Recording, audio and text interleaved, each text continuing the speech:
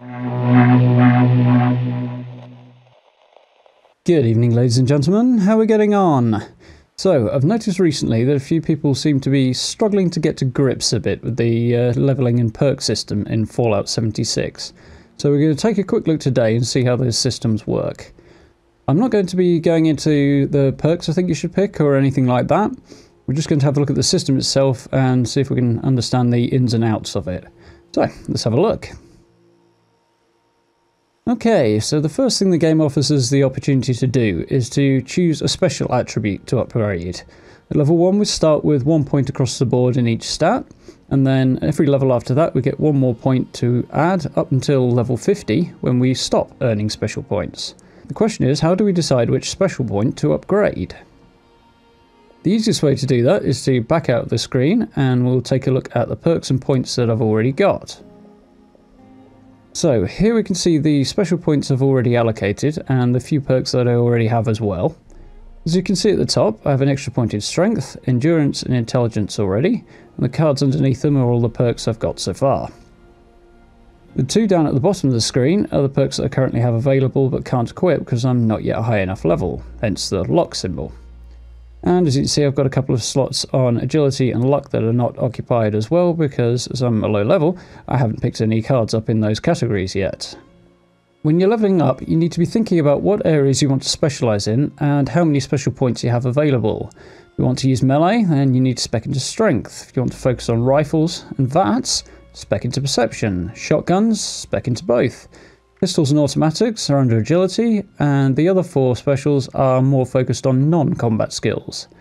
So once you've decided which one you want to upgrade, which in my case will be perception this time, we'll back out the menu altogether and begin the leveling process over again.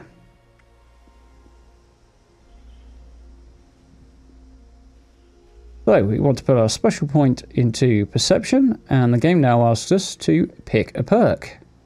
Now, as we chose perception, it will show us the available perception perks first, but if you move to the left and right, you can pick a perk from any of the special categories, not just the one you've leveled up.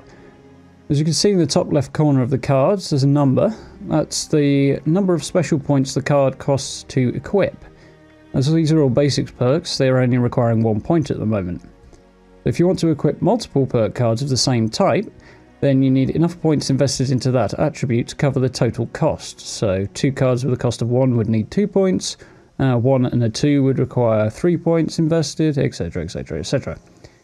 In the bottom left of each card you can see which special stat the particular perk pertains to, and in the bottom right you can see the little stars indicating the card's rank.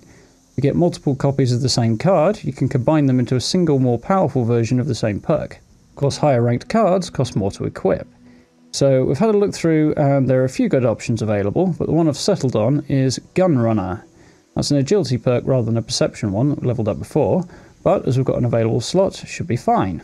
So if I had 2 copies of Gun Runner now, I could choose to rank the cards up at this point, which is something you can do at any time, but this is when the game actually offers you the opportunity. Seeing as I don't, we'll have to move straight on to equipping it. So we'll equip that, and we're left with the other 2 as I'm still not high enough level.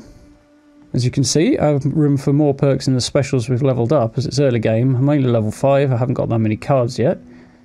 And it's also useful to note, as I said before, that we stop gaining special points at level 50, so we won't be able to max out all of the abilities.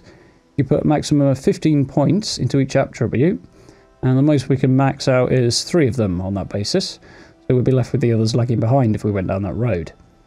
After level 50 you do continue to level, but you only get the perk cards. The other key feature of the levelling system is perk packs. So at level 4, 6, 8 and 10, and every 5 levels after that, you receive a perk pack. These contain an additional 4 perk cards, one of which is an animated gold card, a joke and a stick of gum. The shinies don't actually have any extra benefits, they're just sort of fun collectibles. So now we repeat the process from before. We're going to back out and take a look at our available perks. I have a few that I can equip already, so we'll drop those in. Scrounger, by the way, is no longer a passive perk.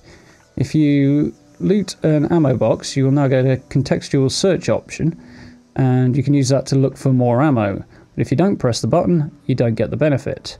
Same is true for other perks of the same type, like Can Do down there. Okay, so this time I've been using pistols a lot, and I've decided to take an extra point of agility. So we're going to pick that special and have a quick look at the available perks. This time I'll choose a matching perk and take Gunslinger. Could have taken a second Gunrunner card and raised that to rank 2, but I decided to go for the extra damage. So with that selected, we can go ahead and install it in our agility slot, and that is that. So I do hope that was useful. If it was, do make sure you hit those buttons for me. I've got tons more Fallout content on the channel coming very soon as well. So make sure you stick around for that. For now, thank you very much for watching. Social media links as always down in the description. And I'll be speaking to you all very, very soon.